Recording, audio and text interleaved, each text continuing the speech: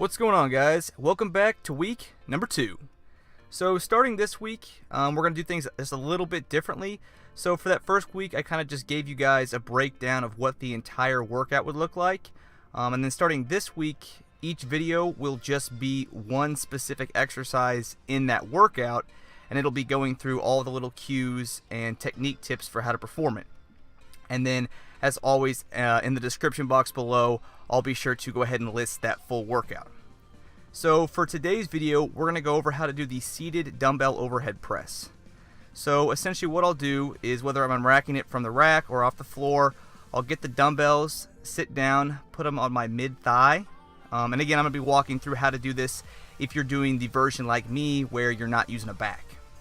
So when I have the dumbbells on my thigh, I'll pull my scapulas or my shoulder blades back together.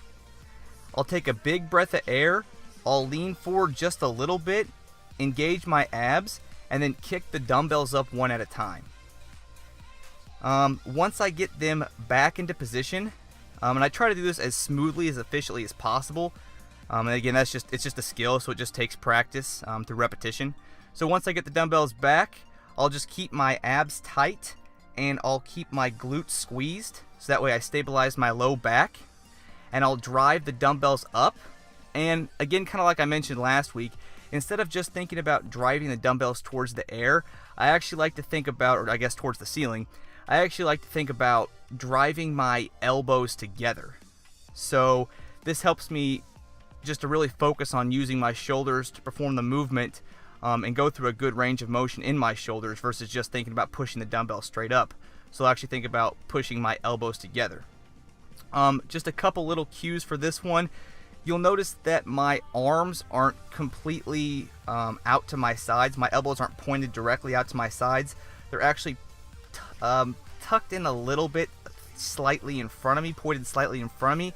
And I'll try to show this as best as possible on the video, but they're pointed about 30 degrees in front of me. And that just puts your shoulder in a better, safer pressing position.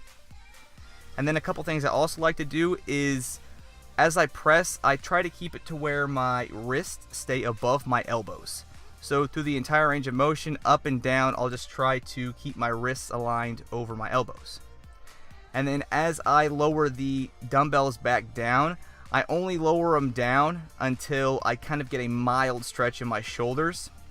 Again, because on this exercise, it can be easy to go too low, and especially on some of our heavier days, as you guys will see, which, this week we're doing 5s, but, we can get into 5s and we'll get into 3s at one point. So just making sure that you're not going too low and putting your shoulder in a vulnerable position. But other than this, really just keeping your core tight, keeping your abs engaged, your glutes squeezed, exhaling as you drive the dumbbells up, and really just focusing on pushing through your shoulders. And one cool thing about this exercise that a lot of people don't really know is that it actually also works the lateral or the middle head of your deltoid, which is the head of the deltoid that's responsible for giving you those big, round, full shoulders. So doing this exercise and progressing with this exercise will train the other heads of the deltoid as well, not just the front delt, the anterior head. Alright guys, have a good workout, and I will see you guys tomorrow.